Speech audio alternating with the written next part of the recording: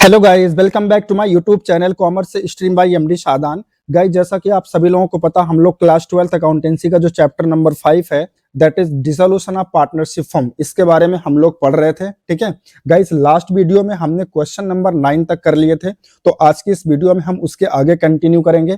यानी कि आज की इस वीडियो में हम question number 10 and question number 11 यानी कि टोटल 2 क्वेश्चन हम करेंगे। ठीक है, आई होप गाइस आप हमारा वीडियो देख रहे होंगे। ठीक है, सीक्वेंस में हमने इसका जो प्लेलिस्ट है वो बना दिया है, तो प्लेलिस्ट आप मेरी देख रहे होंगे, आपको सारे क्वेश्चंस 1 बाय 1 समझ में आ रहे होंगे। ठीक है, अगर किसी भी स्टूडेंट्स को कोई भी कंफ्यूजन होती है तो प्लीज हमको कमेंट करके जरूर बताएं।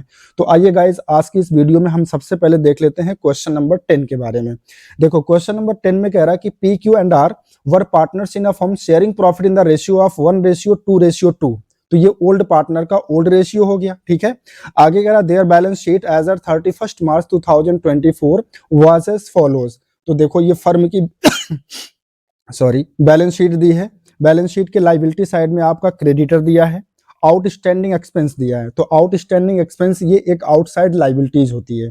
ठीक है, बैंक ओवरड्राफ्ट दिया है, ये भी एक आउटसाइड लाइबिलिटीज होती है। और क्यू का लोन अकाउंट दिया है, तो क्यू का जो लोन अकाउंट है इसको हम रियलाइजेशन अकाउंट में नहीं ट्रांसफर करते हैं, ये बात आपको पता है, क्योंकि इसका हम एक सेपरेट अकाउंट बनाते हैं। ठीक है, और कैपिटल अकाउंट का जो बैलेंस दिया है इसको हम कैपिटल अकाउंट में ट्रांसफर करते हैं।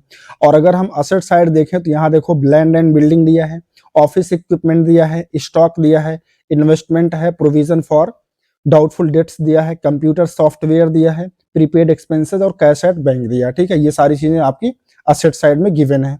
इसके अलावा नीचे आपसे देखो कह रहा है कि on the above date the firm was dissolved, you are given the following information.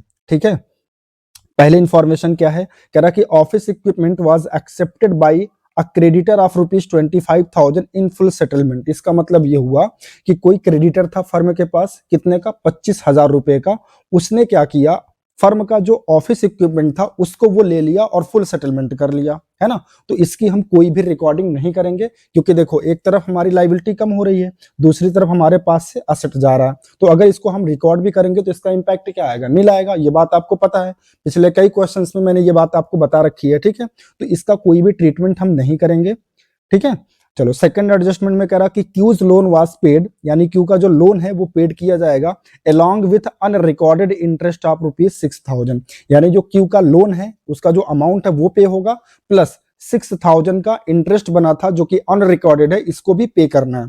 एक चीज आप यहाँ पे ध्यान रखिएगा, क्योंकि क्यू का जो लोन अकाउंट है उसका हम सेपरेट अकाउंट बनाते हैं, है ना, तो उसको तो यहाँ हम नहीं दिखा सकते। यानी जो क्यू का लोन अकाउंट का अमाउंट है वो अमाउंट हम यहाँ नहीं दिखा सकते, लेकिन हाँ, ये जो 6,000 का इंटरेस्ट पे करना है इसको हम रियलाइजेशन में दिखाएंगे। इस बात को आप ध्यान रखिएगा। ठीक है, चलो इसके बाद थर्ड एडजस्टमेंट में कह रहा है कि land and building were realised at ₹6 lakh. ठीक है, और stock at 80% and debtor at 90%। ठीक है, तो ये सब रियलाइजेशन वैल्यू दी हुई है। देखो गाइज, यहाँ आपसे कह रहा कि प्रिपेयर रियलाइजेशन अकाउंट, यानी हमें रियलाइजेशन अकाउंट बनाना बिल्कुल सिंपल सा क्वेश्चन है, तो इसमें मुझे नहीं लगता आपको कोई भी प्रॉब्लम होनी चाहिए। आइए फिर भी इसका सोल्यूशन देखते हैं। ठीक है, देखो, हमें रियलाइजेशन अकाउंट बनाना है तो सबसे पहले हमें क्या करना होता है, बैलेंस शीट के असेट साइड में, ठीक है, जितनी भी असेट्स दी होती हैं, ठीक है, वो उसको हम क्या करेंगे, डेबिट साइड में ट्रांसफर कर लेंगे। जैसे कि लैंड एंड बिल्डिंग दिया था 5 लाख का, वो ट्रांसफर कर लेंगे। ठीक है, ऑफिस इक्विपमेंट दिया था 30,000 का, वो हमने ट्रांसफर कर लिया। स्टॉक दिया था 3,50,000 का, वो हमने ट्रांसफर कर लिया। और इन्वेस्टमेंट दिया था 50,000 का, वो हमने ट्रांसफर कर लिया। और डेटर की वैल्यू दी थी 2 लाख रुपए की, ये हमने ट्रांसफर कर लिया। ठीक है, इसके अलावा कंप्यूटर सॉफ्टवेयर दिया था, ये भी एक असेट है ना, एक इंटेंजिबल असेट है, तो इसको भी हमने ट्रांसफर कर लिया। और प्रीपेड एक्सपेंसेस, ये भी एक असेट होता है, इसको भी हमने ट्रांसफर कर लिया। यानी देखो, अगर हम आपको दिखाएं बैलेंस शीट, तो बैलेंस शीट के असेट साइड में सारी चीजें जो दी थी, जैसे कि land and building, office equipment, stock, investment, debtor, computer software, prepaid expenses, cash at bank तो नहीं जाएगा, क्योंकि इसका हम क्या बनाते हैं, एक सेपरेट अकाउंट बनाते हैं ना, तो वो तो नहीं आएगा। तो जितनी भी एसेट्स हमको दी थी, हमने क्या किया, सारी एसेट्स को ट्रांसफर कर लिया रियलाइजेशन के डेबिट साइड में। इसके अलावा असेट साइड में जो आपको प्रोविजन दिया था उसको हम हमेशा कहाँ ट्रांसफर करते हैं, रियलाइजेशन के क्रेडिट साइड में, तो उसको देखो हमने क्रेडिट में ट्रांसफर कर लिया, है ना। और इसके अलावा लाइबिलिटी साइड में जितनी भी आउटसाइड लाइबिलिटीज दी, जैसे कि क्रेडिटर दिया था, इसको हमने ट्रांसफर कर लिया। आउटस्टैंडिंग एक्सपेंसेस ये भी एक आउटसाइड लाइबिलिटीज होती है, इसको भी हमने क्या किया, ट्रांसफर कर दिया। और बैंक ओवरड्राफ्ट ये भी एक आउटसाइड लाइबिलिटीज होती है, इसको भी हमने ट्रांसफर कर लिया। ठीक है, तो जितनी भी चीजें ट्रांसफर करने वाली थी, एक बार मैं आपको फिर से दिखा देता हूँ लाइबिलिटी साइड भी, जो हमें रियलाइजेशन में ट्रांसफर करना था। ठीक है, जैसे क्रेडिटर हो गया, आउटस्टैंडिंग एक्सपेंस हो गया, बैंक ओवरड्राफ्ट हो गया। क्यू का लोन तो नहीं जाएगा क्योंकि इसका सेपरेट अकाउंट बनाते हैं, और कैपिटल अकाउंट भी यहाँ नहीं आता रियलाइजेशन में क्योंकि इसका भी हम सेपरेट अकाउंट बनाते हैं और वो कैपिटल अकाउंट में जाता है। ठीक है, तो जो भी ट्रांसफर करने वाली चीजें थी वो हमने ट्रांसफर कर लिया। अब एक बार हम एडजस्टमेंट देख लेते हैं। पहली एडजस्टमेंट मैंने बताया था इसका कोई भी ट्रीटमेंट नहीं होना है। सॉरी, दूसरी एडजस्टमेंट के केस में मैंने बताया था क्यू का जो लोन का अमाउंट है वो यहाँ नहीं दिखाएंगे रियलाइजेशन में, लेकिन जो इंटरेस्ट का पेमेंट करना 6000 ये आपको दिखाना है। ठीक है, तो इसके लिए देखो हमने यहाँ पे दिखा रखा है टू बैंक अकाउंट करके, यहाँ देखो टू बैंक अकाउंट करके, क्योंकि पेमेंट करना है ना, और ब्रैकेट में रेफरेंस के लिए लिख देंगे interest on Q's loan account, कितना 6000। ठीक है, ये हमने दिखा दिया। अब इसके बाद समझो ध्यान से, एक बात ध्यान से आप समझो। ये जो पहली एडजस्टमेंट थी जिसमें कह रहा था कि office equipment was accepted by a creditor of ₹25,000, याद रखना 25,000 के जो क्रेडिटर थे उन्होंने ही क्या किया है, ऑफिस इक्विपमेंट को लिया है। ठीक है, बाकी जो रिमेनिंग क्रेडिटर होंगे उनको तो पेमेंट करना होगा, क्योंकि देखो यहाँ पे क्रेडिटर की वैल्यू जो दी है वो 1,20,000 है। ठीक है, लेकिन यहाँ एडजस्टमेंट में कह रहा है कि जो 25,000 रुपए के क्रेडिटर थे, ध्यान रखना, जो 25,000 रुपए के क्रेडिटर थे उन्होंने क्या किया है, ऑफिस इक्विपमेंट को लेकर के अपना फुल सेटलमेंट करा लिया है। लेकिन जो रिमेनिंग क्रेडिटर बचेंगे उनका तो पेमेंट करना पड़ेगा। तो रिमेनिंग क्रेडिटर कितने बचेंगे, देखो टोटल क्रेडिटर की जो वैल्यू दी है गाइज वो कितना दी है बुक में, 1,20,000। इसमें से 25,000 के क्रेडिटर वालों ने क्या ले लिया, ऑफिस इक्विपमेंट ले लिया, तो वो तो माइनस हो जाएगा। लेकिन अभी रिमेनिंग कितना बचेगा क्रेडिटर का, 95,000, तो इसको तो पेमेंट करना पड़ेगा ना। तो क्रेडिटर में आप ये 95,000 दिखाएंगे। ठीक है, कैसे आया आपको समझ में आ गया, फिर से बता दे रहा हूं। देखो टोटल क्रेडिटर की वैल्यू जो दी है वो कितना है, 1,20,000। इसमें से 25,000 के क्रेडिटर ऐसे थे जिन्होंने ऑफिस इक्विपमेंट ले लिया, तो उसको तो आप माइनस कर दो, लेकिन अभी रिमेनिंग कितना बच रहा है, 95,000, तो इसका तो पेमेंट करना पड़ेगा ना। तो वही यहाँ पे मैंने दिखाया है। ठीक है, आई होप अब आपको क्लियर हो गया होगा। इसके अलावा आउटस्टैंडिंग एक्सपेंसेस का पेमेंट करना है 10,000, वो हमने दिखा दिया।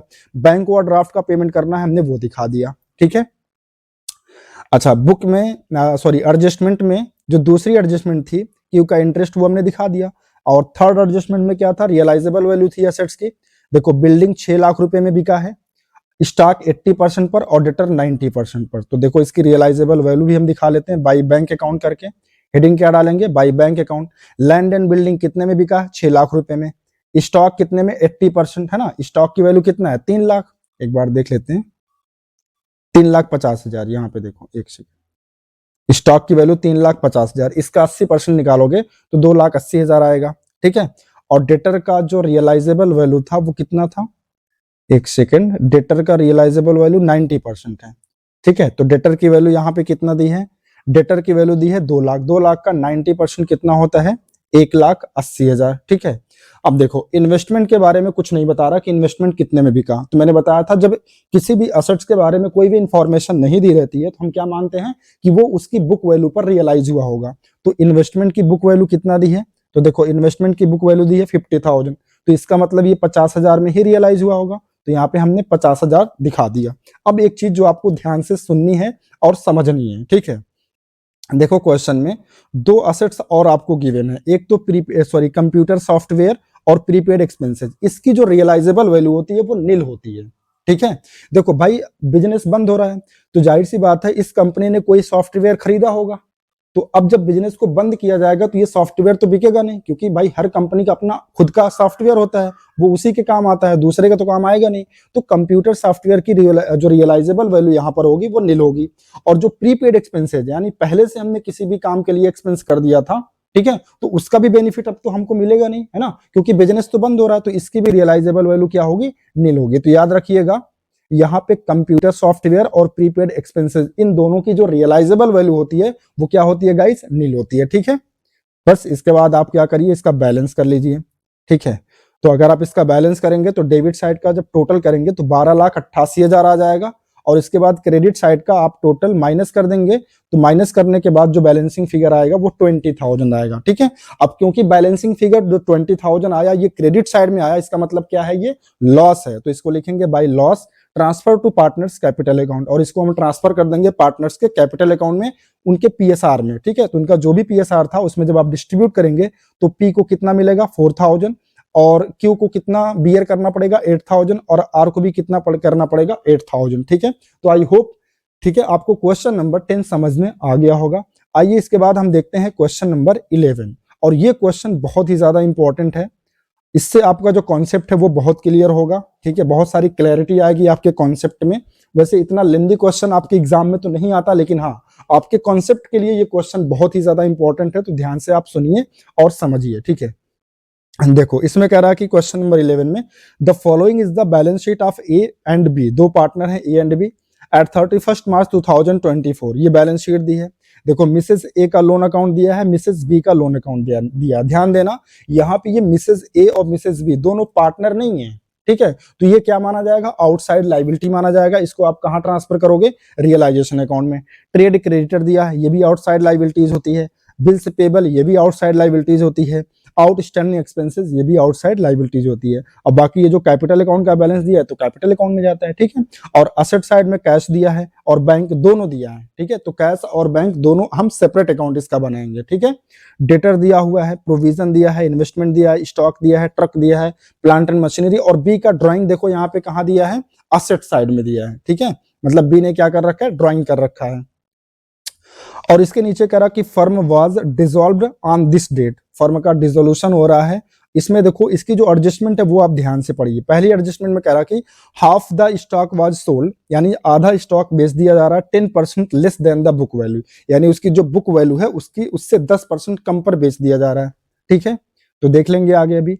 एंड द रिमेनिंग, यानी जो रिमेनिंग हाफ है was taken over by A at 20% more than the book value, कह रहा कि जो रिमेनिंग हाफ बच रहा है उसको ए टेकन ओवर कर रहा है, वो भी कैसे, 20% more than the book value, यानी जो उसकी बुक वैल्यू है हाफ स्टॉक की उसका 20% अधिक पर वो ले जा रहा है, ठीक है।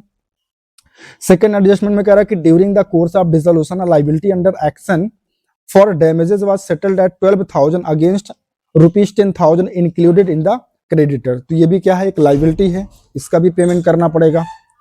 थर्ड एडजस्टमेंट में कह रहा है कि assets realised as follows, plant and machinery 1 lakh, truck की रियलाइजेबल वैल्यू दी है 1,20,000, और कह रहा है गुडविल वाज सोल्ड फॉर 25,000, यानी गुडविल का, वैसे बैलेंस शीट में गुडविल तो नहीं दिया लेकिन उसका रियलाइजेबल वैल्यू दिया है, तो इसको भी हम दिखाएंगे, ठीक है, 25,000। बैड डेट्स हुआ है 5,000 का। Half of the investment were sold at book value, यानी जो आधा इन्वेस्टमेंट है वो उसकी बुक वैल्यू पर बेच दिया गया, ठीक है। फिर फोर्थ कह रहा कि A promised to pay off Mrs A's loan and took away half the investment at 10% discount, यानी जो मिसेस ए का लोन था उसको ए प्रॉमिस कर रहा कि हम इसका पेमेंट कर देंगे, ठीक है, पेमेंट कर देंगे कैसे, हाफ इन्वेस्टमेंट एट 10% डिस्काउंट, यानी जो इन्वेस्टमेंट है उसको लेकर के 10% डिस्काउंट पे लेकर के। और पांचवें एडजस्टमेंट में कह रहा है कि trade creditor and bills payable were due on average basis of 1 month after 31 मार्च, यानी जो क्रेडिटर हैं और जो बिल्स पेबल है इनका पेमेंट करना था 31 मार्च के एक महीने बाद, यानी कि 30 अप्रैल को करना था। ध्यान से सुनो, 31 मार्च से एक महीने बाद करना था, यानी कि 30 अप्रैल को करना था। But were paid immediately on 31 मार्च, लेकिन उसका पेमेंट 31 मार्च को यानी एक महीने पहले ही कर दिया गया। तो कभी भी हम जब किसी भी लायबिलिटी का पेमेंट समय से पहले करते हैं ना, तो जितने समय पहले करते हैं उस पर हमें डिस्काउंट मिलता है। और यहाँ आगे कह भी रहा कि एट 12% डिस्काउंट पर एनम, यानी 12% पर एनम के रेट से डिस्काउंट मिलेगा।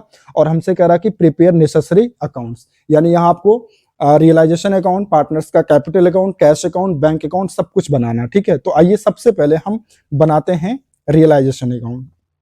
तो देखो गाइस ध्यान से, जैसा कि हम हमेशा करते हैं कि पहले क्या करेंगे, रियलाइजेशन के डेबिट साइड में जितने भी असेट्स दी हैं उनकी बुक वैल्यू पर ट्रांसफर कर लेंगे। जैसे कि डेटर दिया है 30,000 का, वो हमने ट्रांसफर कर लिया। इन्वेस्टमेंट दिया था 10,000 का, वो हमने ट्रांसफर कर लिया। स्टॉक दिया था 40,000 का, वो ट्रांसफर हो गया। ट्रक की वैल्यू दी थी 75,000, वो ट्रांसफर हो गया। प्लांट एंड मशीनरी दिया था 80,000 का, ये ट्रांसफर हो गया, ठीक है। बाकी कैश और बैंक ये तो इनका सेपरेट अकाउंट बनेगा, उसको तो ट्रांसफर करना नहीं है। और असेट साइड में प्रोविजन दिया था तो उसको हम क्रेडिट में ट्रांसफर कर दे हैं, ठीक है। इसके अलावा जितने भी आउटसाइड लाइबिलिटीज होती हैं उसको भी हम क्रेडिट में ट्रांसफर कर दें। जैसे मिसेस ए का लोन अकाउंट दिया था 15,000 का, है ना, मिसेस बी का लोन अकाउंट दिया था 10,000, ट्रेड क्रेडिटर है, बिल्स पेबल है, आउटस्टैंडिंग एक्सपेंसेस है, ये सारी क्या है, आउटसाइड लाइबिलिटीज हैं, तो इनको हमने क्या किया, ट्रांसफर कर लिया। अब आइए एक एक एडजस्टमेंट को रेट करते हैं और उसका ट्रीटमेंट भी करते जाएंगे, ठीक है। देखो पहली एडजस्टमेंट यहां पे जो दी है, एक सेकंड गाइस, हाँ, पहली एडजस्टमेंट कह रहा है कि half of the stock was sold at 10% less than the book value, यानी आधा स्टॉक जो है वो बेचा जा रहा है 10% कम पर, उसकी जो बुक वैल्यू होगी उससे 10% कम पर। तो यहाँ पे देखो स्टॉक कितने का है, टोटल स्टॉक की वैल्यू कितना है 40,000, तो 40,000 का हाफ कितना होगा 20,000, और 20,000 से देखो 20,000 हो गया, है ना, और कह रहा कि इसका 10% इसकी जो बुक वैल्यू यानी कि 20,000 इससे 10% कम पर रियलाइज हो रहा है, तो इसका 10% निकालेंगे कितना आएगा 2,000 आएगा, तो 20,000 में से 2,000 माइनस कर देंगे कितना आ जाएगा 18,000 आ जाएगा, कितना आ जाएगा 18,000। तो देखो वही पे यहाँ पे लिखा हुआ है स्टॉक को 20,000 में से 2,000 माइनस करके 18,000, ठीक है, इतना समझ में आ गया। इसके बाद आगे कह रहा है कि उसी में देखो आगे कह रहा है कि and the remaining half was taken over by A at 20% more than the book value, यानी जो हाफ था, हाफ का मतलब जो 20,000 का था स्टॉक, उसको ए टेकन ओवर कर ले रहा है, ठीक है, और वो भी कैसे 20% प्रॉफिट पर। तो देखो यहाँ पे हम लिखेंगे by A's capital, bracket में हमने रेफरेंस के लिए लिख दिया हाफ स्टॉक वो लेकर के जा रहा है, तो हाफ स्टॉक की बुक वैल्यू कितना 20,000, और उसको कैसे ले जा रहा है 20% प्रॉफिट पर, तो 20,000 का 20% कितना होगा 4,000, तो कितने में लेकर के जा रहा है वो 24,000 का, ठीक है, यहां तक क्लियर है। तो आई होप आपको फर्स्ट एडजस्टमेंट क्लियर हो गई होगी। इसके बाद हम इसकी सेकंड एडजस्टमेंट देखते हैं। सेकंड एडजस्टमेंट में कह रहा है कि during the course of dissolution a liability under action for damages was settled at ₹12,000, यानी 12,000 की लायबिलिटी थी against 10,000 included in the creditor, जिसमें 10,000 रुपया क्रेडिटर का भी इंक्लूडेड था, तो इसका भी हम पेमेंट कर देंगे। यहाँ पे देखो, यहाँ टू बैंक अकाउंट हेडिंग डालेंगे और लाइबिलिटी फॉर डैमेजेस का कितना दिखा देंगे 12,000, लेकिन याद रखना इस 12,000 में 10,000 का क्रेडिटर भी था, 10,000 का क्या था क्रेडिटर भी था, इस बात को याद रखना, ठीक है। चलो इसके बाद नेक्स्ट एडजस्टमेंट देखते हैं। नेक्स्ट एडजस्टमेंट आपकी है असेट्स के रियलाइजेशन वाली। प्लांट एंड मशीनरी 1 लाख का बिका, ट्रक 1,20,000 का, गुडविल 25,000 में, बैड डेट 5,000 का हुआ, half of the investment sold at book value, ठीक है। तो देखो इसको हमने यहाँ पे बाई बैंक करके दिखाया है। देखो यहाँ पे प्लांट एंड मशीनरी कितने में बिका 1 लाख का, ट्रक बिका है 1,20,000 का, गुडविल का रियलाइजेबल वैल्यू दिया है 25,000, और डेटर देखो डेटर की जो वैल्यू है यहाँ पे कितना दी है गाइस, डेटर की वैल्यू कहाँ गया, ये देखो 30,000, 30,000 में 5,000 बैड डेट हो गया तो कितना मिला होगा 25,000, तो यहाँ पे देखो डेटर की वैल्यू कितना दिखाई है 25,000 हमने, और इन्वेस्टमेंट यहाँ पे कितना है 5,000, ये 5,000 कैसे आया देखो, यहाँ पे कह रहा था कहाँ गया, हाँ, half of the investment were sold at book value, तो देखो टोटल इन्वेस्टमेंट कितने का है, अगर हम टोटल इन्वेस्टमेंट की वैल्यू देखें तो टोटल इन्वेस्टमेंट कितना है 10,000 का, तो इसका हाफ जो है वो क्या हुआ है रियलाइज हुआ है, तो हाफ का मतलब 5,000, तो ये हमने दिखा दिया 5,000, ठीक है। इसके बाद इन सभी की टोटल असेट्स का ये जो रियलाइजेशन वैल्यू है इनको ऐड करके हम बाहर कर लेंगे तो कितना आ जाएगा 2,93,000, ठीक है, यहां तक क्लियर है। चलो इसके बाद आगे पढ़ते हैं। फोर्थ एडजस्टमेंट कह रहा कि अ प्रॉमिस टू पे ए promised to pay off Mrs. A's loan and took away half the investment and 10% trade discount, ठीक है। तो देखो इसको हमने यहाँ पे दिखाया, यहाँ पे एक ही बार हमने हेडिंग डाला है क्योंकि ए ही टेकन ओवर कर रहा है ना, स्टॉक को भी ए टेकन ओवर कर रहा था और इन्वेस्टमेंट को भी वही ले रहा है, तो यहाँ पे देखो हमने दिखाया क्या बाय एस कैपिटल, ये तो स्टॉक वाला हो गया, और इन्वेस्टमेंट हाफ इन्वेस्टमेंट जो ले जा रहा है आप क्या नाम है कितने पे ले जा रहा है 10% डिस्काउंट पर, तो 5,000 हाफ इन्वेस्टमेंट की वैल्यू है, तो इसका 10% कितना होगा 500, तो ये माइनस हो जाएगा, यानी कितने में ले जा रहा 4,500, इसको भी आप टोटल करके बाहर कर लेंगे तो 24,000 ये ले गया, 24,000 का स्टॉक ले गया और 4,500 का इन्वेस्टमेंट ले गया, यानी 28,500 में ले गया, ठीक है, ये भी क्लियर है। चलो इसके बाद और कुछ बचा, हाँ ये देखो इंपॉर्टेंट एडजस्टमेंट है, कह रहा ट्रेड क्रेडिटर और बिल्स पेबल के बारे में कह रहा कि ये एक महीने पहले इसका पेमेंट हो गया, जिसकी वजह से 12% का डिस्काउंट भी हमें मिलेगा, हमें मतलब फर्म को। तो देखो अगर हम देखें यहाँ पे ट्रेड क्रेडिटर की जो वैल्यू है वो कितना है 30,000, ठीक है। तो ध्यान से देखना, देखो 30,000 में 10,000 की लाइबिलिटी तो यहाँ पे हमने पे कर दिया। यहाँ देखो लाइबिलिटी फॉर डैमेजेस, इसमें बता रहा था ना कि एक लाइबिलिटी है डैमेजेस के केस में जिसमें 10,000 क्रेडिटर के भी शामिल हैं। तो इस बस 12,000 में 10,000 क्रेडिटर का भी पेमेंट हुआ है, ठीक है। तो क्रेडिटर की टोटल वैल्यू यहाँ पे कितना है 30,000। तो 30,000 में से ये 10,000 जो इसमें शामिल है वो माइनस हो जाएगा, तो बचेगा कितना 20,000 बचेगा। अब इस 20,000 का पेमेंट तो होगा, लेकिन इस पे एक महीने का डिस्काउंट मिलेगा 12% के रेट से, ठीक है, क्योंकि एक महीने पहले पेमेंट हो रहा है, जिसकी वजह से 12% का डिस्काउंट मिल रहा है, ठीक है। और एक महीने पहले पेमेंट किया गया तो एक महीने का डिस्काउंट मिलेगा। तो 20,000 का 12% 1/12 निकाल लेंगे तो 200 आ जाएगा। तो 20,000 में से 200 घटा देंगे तो ट्रेड क्रेडिटर का पेमेंट कितना होगा 19,800। अब यहाँ आप देखो गलती क्या करोगे, गलती पता क्या करोगे, आप 30,000 पे 12% निकाल दोगे। लेकिन क्योंकि बता रहा था कि ये जो लाइबिलिटी फॉर डैमेजेस का हम 12,000 दिखाए हैं, इसमें 10,000 क्रेडिटर का भी शामिल था, तो 10,000 का तो पेमेंट हो गया, तो कितना बचा क्रेडिटर 20,000। तो 20,000 का आप 12% निकालोगे एक महीने का तो 200 आएगा, और ये 200 का डिस्काउंट मिल जाएगा, तो क्रेडिटर का पेमेंट कितने में होगा 19,800 में, ठीक है। आई होप अब आपको क्लियर हो गया होगा। इसी तरीके से बिल्स पेबल का भी पेमेंट करना है। देखो 10,000 बिल्स पेबल की वैल्यू है, इस पे भी 12% और एक महीने का डिस्काउंट निकालेंगे तो आएगा 100 रुपया, तो 100 रुपया माइनस हो जाएगा, यानी 9,900 का पेमेंट होगा, ठीक है। चलो ये तो एडजस्टमेंट के अकॉर्डिंग सब कुछ हमने कर लिया। अब जिसके बारे में कोई भी इंफॉर्मेशन नहीं, जैसे मिसेज ए का लोन है, यहाँ पे देखो मिसेज ए का लोन है और मिसेज बी का लोन है, भाई इसको भी तो पेमेंट करना है, तो इसका भी पेमेंट हम कर देंगे। देखो मिसेज बी का लोन तो हम पूरा पेमेंट करेंगे 10,000 रुपया, लेकिन मिसेज ए के जो लोन है वो गारंटी कौन लिया था, ए लिया था पेमेंट करने की। मिसेज ए का जो लोन है उसके पेमेंट करने की गारंटी कौन लिया था, ए लिया था। तो हम इसको दिखाएंगे ए एस कैपिटल करके, टू ए एस कैपिटल करके, और यहाँ पे क्या लिख देंगे to Mrs A loan account, ठीक है। इसका अमाउंट कितना है 10,000, यहाँ छूट गया, इसको आप सही कर लीजिएगा, ये 10,000 यहाँ पे आ जाएगा, ठीक है। मिसेज ए आप 10,000 ये नोट कर लीजिएगा, ये छूट गया है। बाकी मिसेज बी का लोन का अमाउंट कितना है, एक सेकंड, मिसेज ए का लोन है 15,000 और मिसेज बी का 10,000, ठीक है। मिसेज बी का लोन यहाँ हो गया 10,000 और मिसेज ए का लोन 15,000, ठीक है, ठीक है। ये इसका टोटल यहाँ पे है, सही है, सही है, कोई कुछ छूटा नहीं है गाइस, सही है। देखो मिसेज बी का जो लोन है वो 10,000 था, उसका पेमेंट टू बैंक करके दिखाएगा क्योंकि वो फर्म में पेमेंट कर रही है। लेकिन जो मिसेज ए का लोन अकाउंट है वो कौन पेमेंट कर रहा है, उसकी गारंटी कौन लिया था, ए लिया था, तो इसका पेमेंट ए करेगा, ठीक है। इसी तरीके से असेट साइड में भी सबका हो गया, हाँ सबका हो गया। बस इसके बाद आप क्या करोगे, इसका आप बैलेंस कर लोगे। तो देखो क्रेडिट साइड का अमाउंट ज्यादा आएगा, तो क्रेडिट साइड का आप टोटल करोगे तो ये 3,93,500 आ जाएगा, और डेबिट साइड वाला आप टोटल माइनस कर दोगे तो जो बैलेंसिंग फिगर आएगा गाइज वो आएगा 86,800, ठीक है। और फिर आप क्या करोगे, इसको आप डिस्ट्रीब्यूट कर दोगे पार्टनर्स के कैपिटल अकाउंट में, यानी कि ए और बी में कोई भी रेशियो नहीं दिया था तो इक्वली हम क्या करेंगे डिस्ट्रीब्यूट कर देंगे, ठीक है। समझ में आ गया रियलाइजेशन अकाउंट, ठीक है। तो इसको अगर जिसको नहीं समझ में आया एक बार दोबारा इसको रिवर्स करके देखिएगा, आपको सारी चीजें समझ में आ जाएंगी, ठीक है।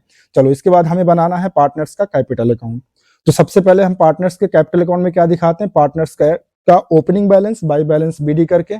तो पी का कैपिटल दिया था 1 लाख और क्यू का दिया है 80,000, ठीक है।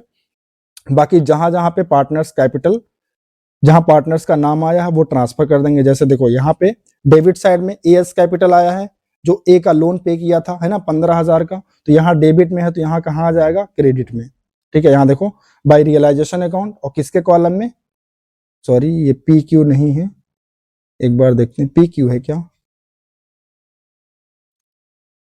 हाँ वो पी क्यू नहीं है, ए बी है, इसको आप सही कर लेंगे, इसको कट कर लेंगे, इसको आप ए कर लेंगे, इसको आप बी कर लेंगे, इसको ए कर लेंगे, इसको बी कर लेंगे, ठीक है। तो बाय रियलाइजेशन अकाउंट 15,000 जो कि ए ने पेमेंट किया था तो ए को पेमेंट ए को दे दिया जाएगा, है ना। और इसके अलावा कहाँ पे आया है,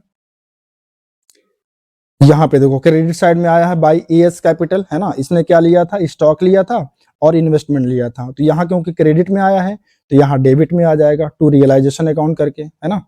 कितना आ जाएगा देखो 28,500 टोटल करके, ठीक है। और देखो यहाँ पे एक ड्राइंग भी दिया था बैलेंस शीट में एक जो ड्राइंग दिया था बी का यहाँ पे, तो इससे क्या होगा, बी का कैपिटल माइनस होगा, तो इसको भी हम दिखा देंगे कैपिटल अकाउंट के डेबिट साइड में।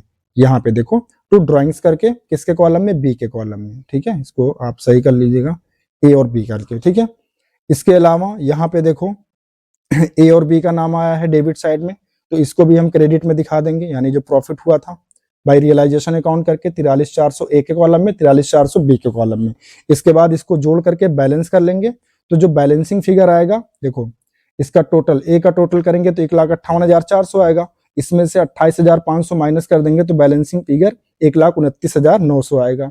इसी तरीके से बी का क्रेडिट साइड का टोटल 1,23,400 आएगा, और ये 9,400 माइनस कर देंगे तो बैलेंसिंग फिगर 1,14,000 आएगा। और ये क्या किया जाएगा, ए और बी को पेमेंट कर दिया जाएगा, तो यहाँ पे टू बैंक अकाउंट करके दिखाएंगे, ठीक है। चलो इसके बाद देखो कैश अकाउंट भी बनाना है, क्योंकि बैलेंस शीट में कैश का भी बैलेंस दिया था, तो सबसे पहले कैश का जो ओपनिंग बैलेंस है वो हम डेबिट में दिखा देंगे, कितना 4200, और यही क्या हो जाएगा, पेमेंट कर दिया जाएगा, सॉरी पेमेंट कर रहा हूँ, बैंक अकाउंट में ट्रांसफर कर दिया जाएगा, तो बाई बैंक अकाउंट हो जाएगा 4200 इक्वल हो जाएगा। फिर इसके बाद आप बैंक अकाउंट बनाएंगे, तो बैंक अकाउंट में सबसे पहले बैंक अकाउंट का जो ओपनिंग बैलेंस दिया था वो दिखा देंगे 3400 रुपया, है ना। फिर इसके बाद जहां जहां बैंक आया था उससे आप क्रॉस पोस्टिंग कर लेंगे, जैसे देखो यहाँ कैपिटल अकाउंट में टू बैंक आया है ना, तो यहाँ कैश अकाउंट में कैपिटल अकाउंट में आया, तो ये आ जाएगा कहाँ, बैंक अकाउंट के क्रेडिट साइड में, by A's capital 1,29,900, by B's capital 1,14,000, ठीक है। इसके अलावा देखो यहाँ रियलाइजेशन में भी बैंक आया था क्रेडिट साइड में, यहाँ बाई बैंक अकाउंट इसकी टोटल रियलाइजेबल वैल्यू कितना थी, 2,93,000, तो ये डेबिट में आ जाएगा। यहाँ पे देखो टू रियलाइजेशन अकाउंट 2,93,300, और यहाँ देखो कैश अकाउंट में भी बाई बैंक अकाउंट आया क्रेडिट में, तो ये डेबिट में आ जाएगा, और क्या लिखेंगे, टू कैश अकाउंट 4,200, ठीक है।